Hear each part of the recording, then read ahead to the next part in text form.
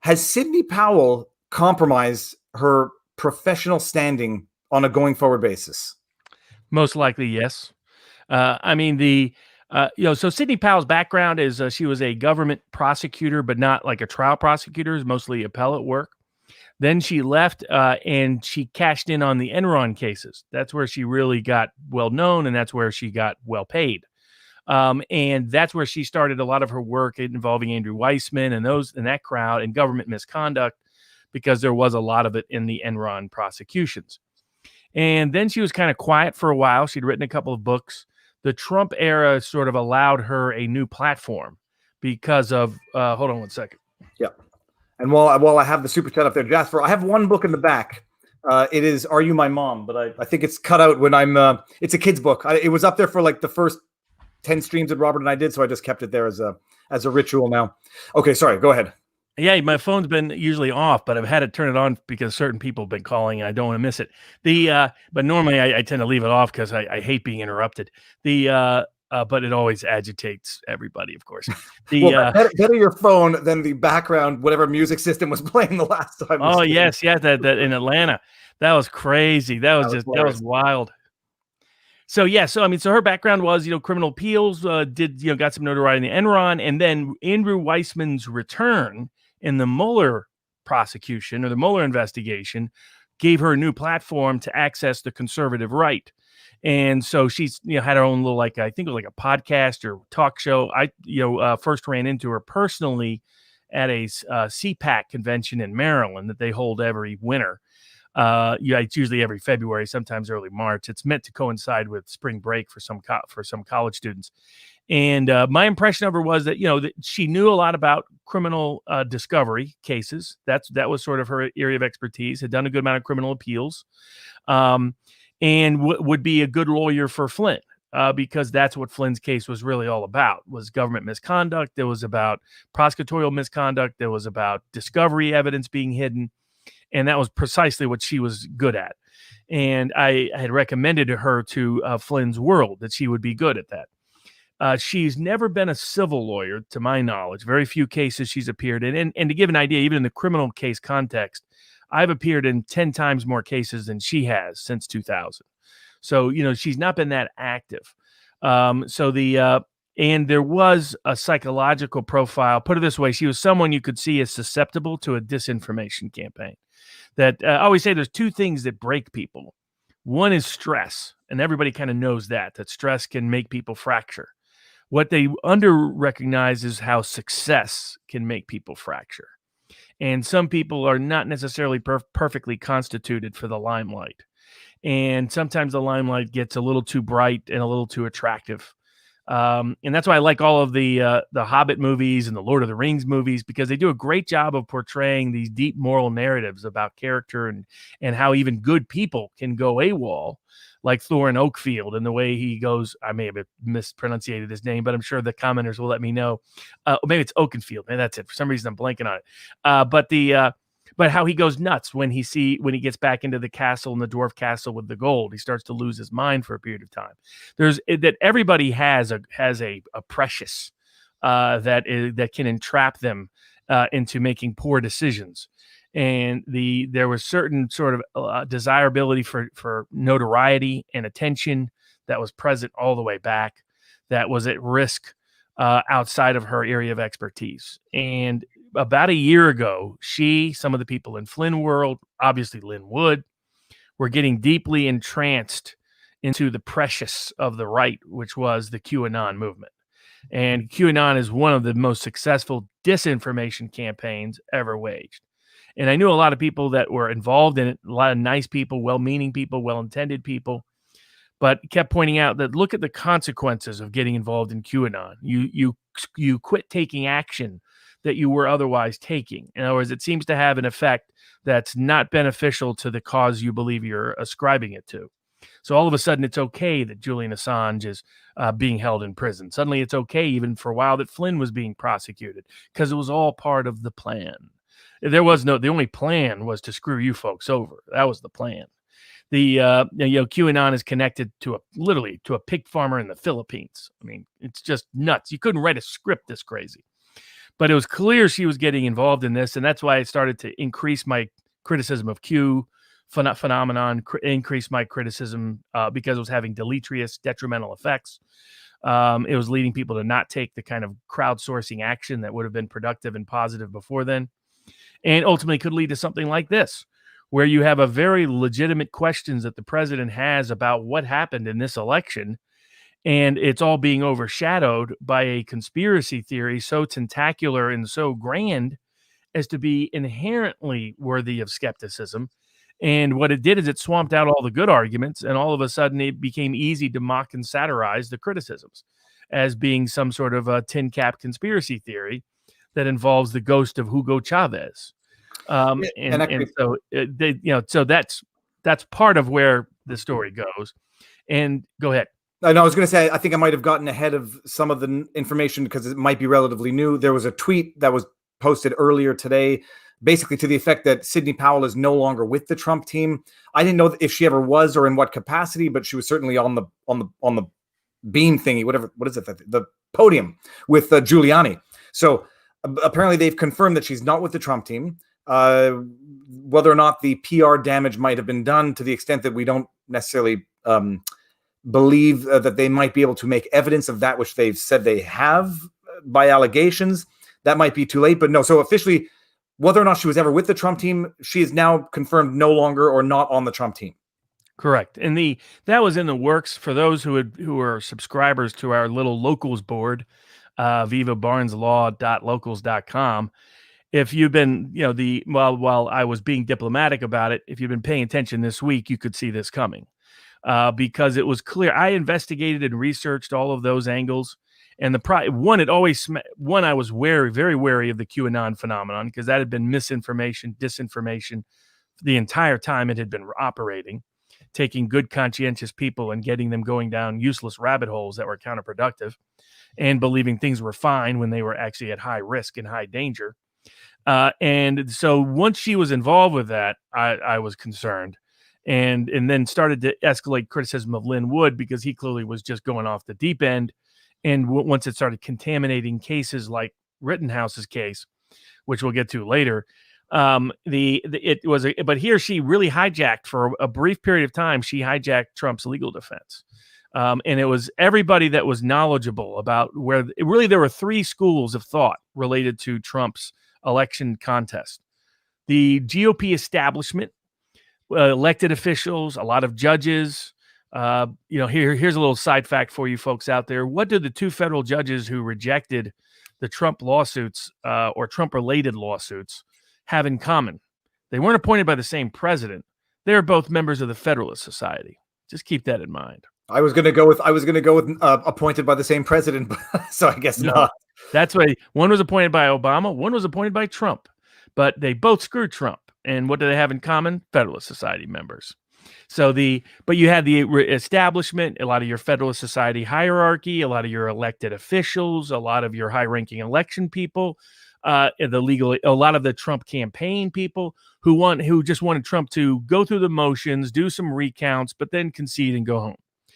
Then over on the opposite side, you had a combination of true believers, QAnon folks, critics, grifters, people looking for their last hurrah, trying to make this into Russiagate on steroids.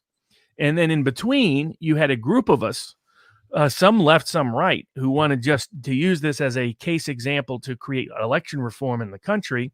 And those of us on the Trump side who believe that the election, an honest vote would show Trump won, wanting to focus on the core factual issues that could prove it.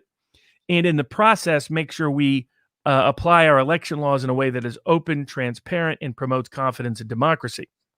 And that's where some left allies were allied to that cause.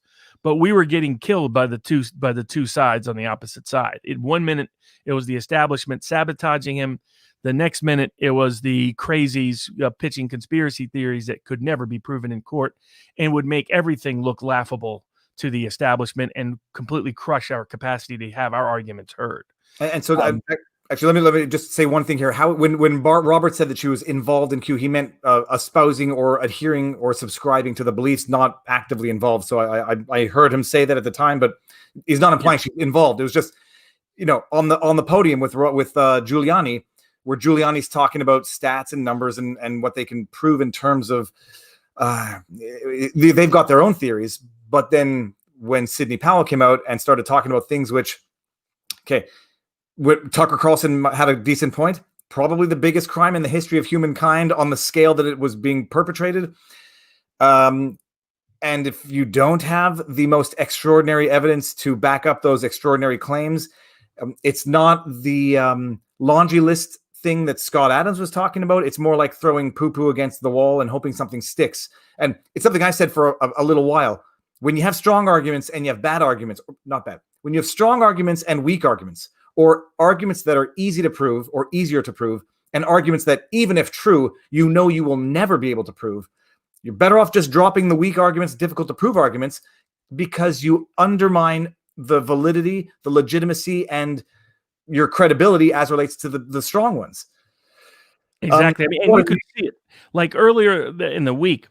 And Tucker did everybody a favor, and I'll give him credit. He was willing to take a lot of heat, because there's a development, there's a Russiagate of the right, of people who want to repeat Russiagate, just do it on the right, throw in some allegations which have little kernels of truth, but which in the broad scope are wrong.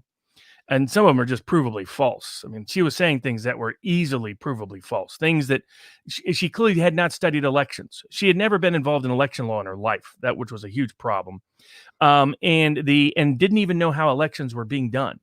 So she was saying things about Dominion and Smartmatic and others were in jurisdictions where they were not even present. She was saying things like Smartmatic is only in LA County. And I know the whole history of this because I've been tracking this and involved with, I don't like computers involved in elections, period. Have been opposed to it for forever. I believe everything should be a paper ballot. And if we use technology at all, it should be as a backup, and it should use blockchain technology that's more secure and protects privacy and allows us to independently verify and audit the vote. But that should be a backup, not the sole and exclusive means. So for anybody out there, I'm not on the Dominion path or anything else, but Dominion and Smartmatic hate each other. The fact that there's overlaps 10 years ago when one bought a subsidiary of the other, that she was making a mountain out of a molehill. She was listening to Venezuelan ex-generals who won a coup in Venezuela, deep state hacks. It was a classic disinformation campaign, classic. And they were constantly making basic mistakes, putting in affidavits in Lynn Wood's case where Lynn Wood had this person put in precincts from the wrong state. He said it was from Michigan. They were from Minnesota. So he got all of his facts wrong. This is if you want to take apart a good, it's the old Sun Tzu principle. To defeat what is strong, attack what is weak. And going to what you're talking about, if you want to emphasize what is strong, you drop what is weak. This idea, and I understand where Scott Adams is saying, laundry lists are very persuasive to the court of public opinion, particularly when you want to believe something.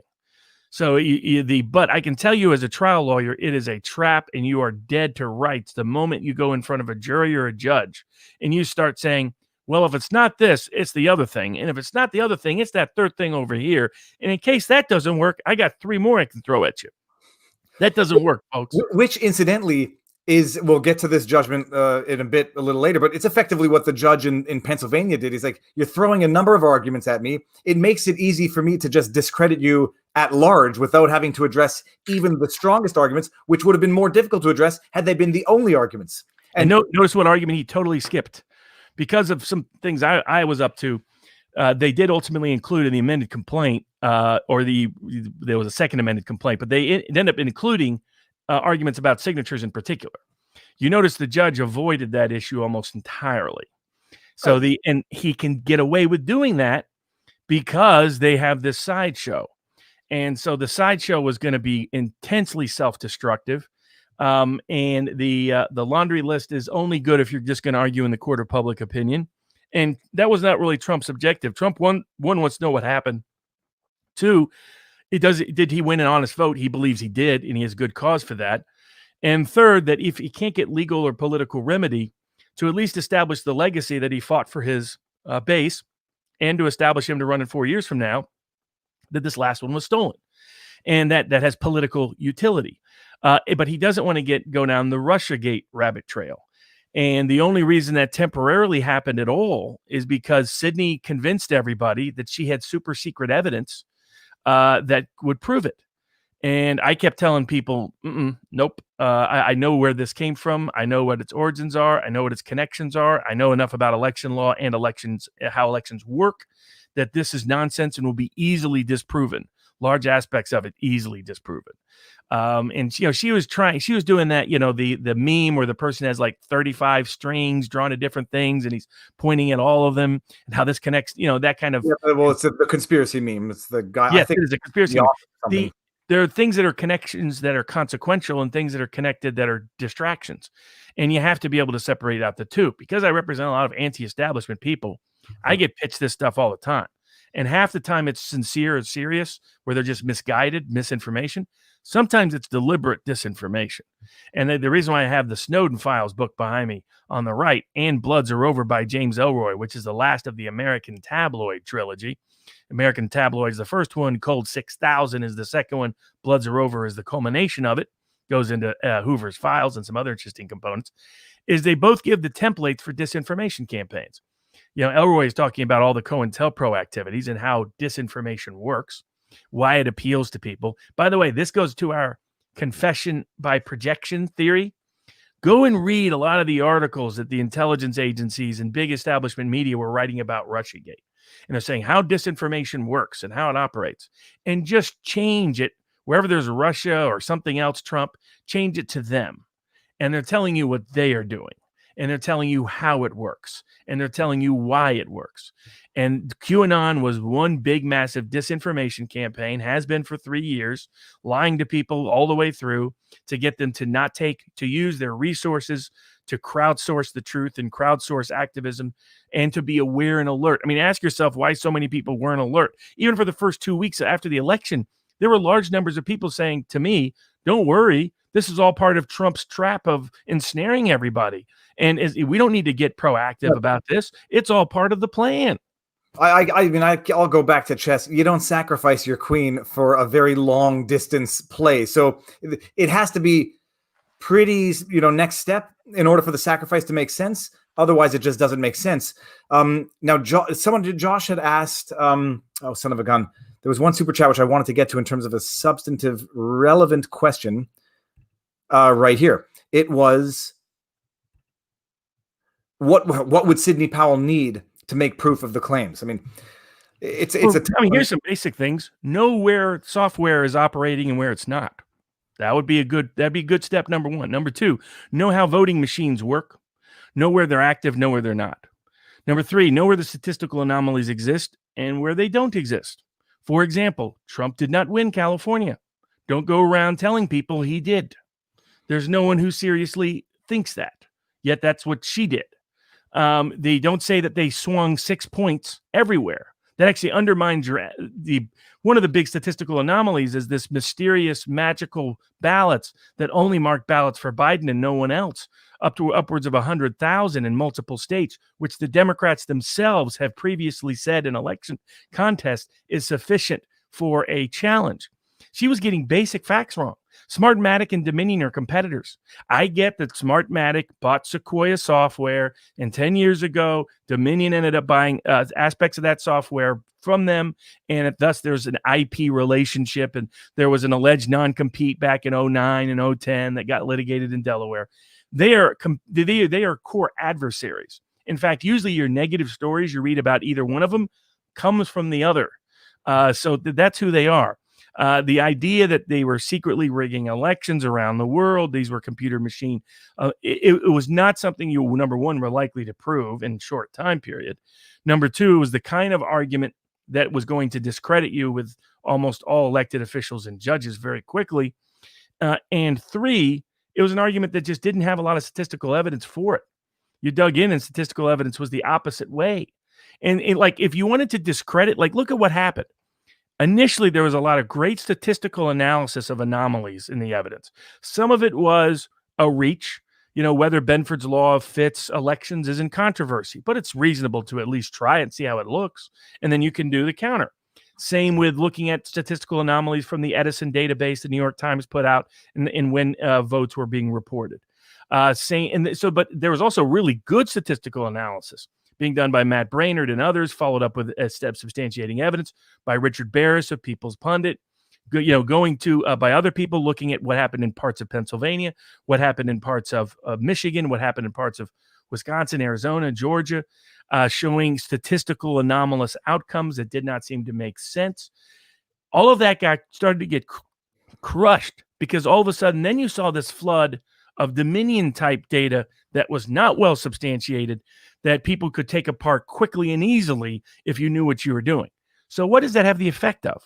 All of a sudden, nobody knows what statistical evidence to believe. All of a sudden, nobody knows what anomalies to credit. Well, I say, like, I brought up a few chats where people are asking why Trump is tweeting about Dominion. There's smoke when you have these foreign companies making voting machines that have no paper trail, no physical trail. But when it comes to what evidence you would need in order to prove within a 1 month period or a 3 week period that was the determinant factor that flipped the election, what you would need was whistleblower affidavits, not from people from 2 years ago, from wherever. Actual people insider with the code for what they did, how it worked, and sworn statements, video evidence, backup hard drives, USB drives with the information. And I got to tell you, because I start getting the messages when she comes out on air and she says, we're going to release the whatever. I said, like, this had better be what is coming out in the release, because if it's just going to be, it's a Canadian company. They have an office that they share with Soros in downtown Toronto, or a Soros company. All of that can have pretty, you may not like the explanations, but they have pretty, obvious explanations. These activist groups are going to be in certain types of buildings. You might want to have a certain type of company. There's a number of explanations which are not ever going to be sufficient to convince either the public or a jury that there was this international scheme to flip the votes, even if it's true. And so you've been pushing it from the beginning, and I'm not trying to stroke your ego. It's just you've been pushing it from the beginning. The issues that would be convincing and determinate, especially given the margins, verifying signatures.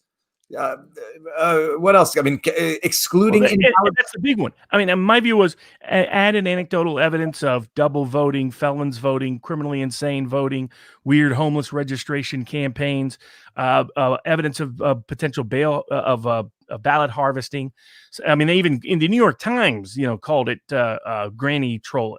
Going out and getting a bunch of grannies at nursing homes who didn't really vote that way, but you just get to collect their ballots. Same in apartment buildings, same at public housing projects.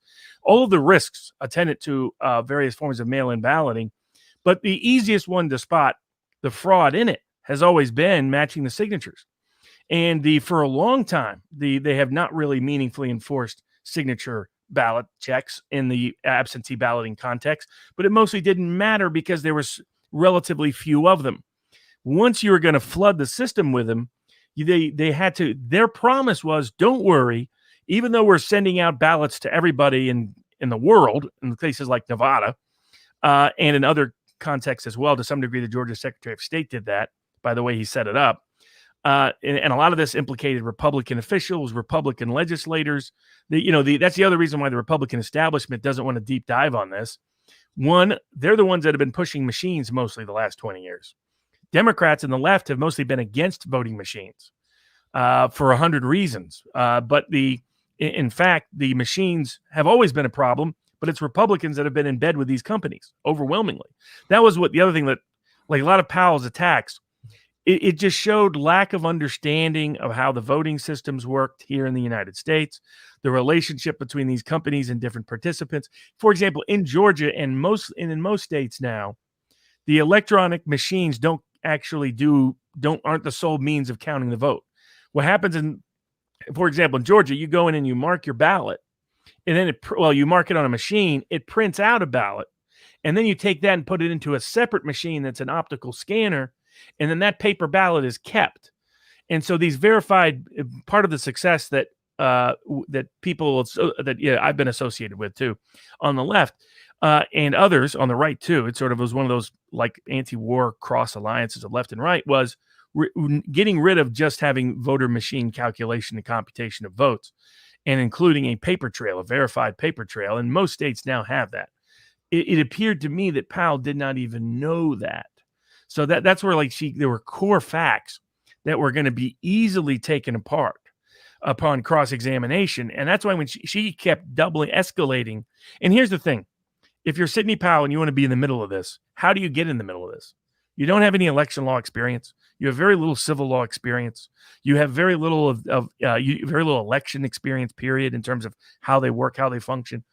You don't have an obvious role unless you have a super secret source that has all the secret information about how it really worked. And if you have just enough of a desire to be recognized, if you feel you've spent most of your life wrongly in the shadows, that might be a very tempting pitch. And that's why I say these were deliberate disinformation campaigns. That's why I recommend the Snowden files and James Elroy. You'll be able to spot these once you'll know what to look for. I'm interested. I'm watching some of the comments in the comment section, and people are not happy with a professional's assessment of the situation, and that's to be expected when you have certain beliefs already. And I'm just bringing up some other comments, like why stop in the middle of the night? Why did some of the employees delete their Instagram accounts? Those are all great concerns, and that's where. But here's the problem: when you say the machines were recalculating it everywhere, no, they weren't, because there was only a few places that were counting in the middle of the night. Middle Pennsylvania was not counting in the middle. That's the problem. The problem was that Milwaukee was waiting. If you've been watching our channel, I told you that a sign of fraud would be if big urban counties were waiting for everybody else to vote. I've been arguing with Brad Heath about this, I think he's now the legal reporter for Reuters. He was the legal reporter for USA Today, clearly a partisan hack who pretends he's not. But he's been arguing about that. That was the net effect of having absentee ballots, and some of the states said you couldn't count them until the end. Like, oh, I understand that. But that doesn't explain why Milwaukee County waited for everyone else to count their absentee ballots. That doesn't explain why Philadelphia and Pittsburgh and Erie waited for everybody else in Pennsylvania to count their absentee ballots. That doesn't explain why Fulton County and Cobb County and Gwinnett County, particularly Fulton, was waiting until the very last moment to count their ballots. Nor does it explain why in all of those jurisdictions at various times, they excluded observers, either by hook or by crook. They either kicked them out, or they told them that they weren't going to be counting ballots and did. But to that exact point of what was happening with Powell was she was discrediting the evidentiary value of that exact argument, because she was saying all across the board they were shifting ballots. In every race they were shifting ballots. Even in places these machines don't exist, she claimed they were switching ballots. She was discrediting the very evidentiary value of that argument, which was a sign that it was a disinformation campaign that she'd taken the bait on. But she was not interested in listening to anybody raise questions about this. I'm bringing, I see the comments people are making, or, she's connecting the dots on the evidence, social media accounts deleted, machines stopped in the middle of the night, etc. But the flip side is social media accounts being deleted, especially once Dominion is being outed and all the employees might be getting harassed online. There are plenty of plausible explanations for this, short of they're deleting their social media accounts because they're part of some scam. They would never have had social media accounts in the first place if this company arguably was if they were all in on it. But again, it's less of a statement as to what is true ultimately and what's not true, but rather what can be proven and what you actually have the evidence for.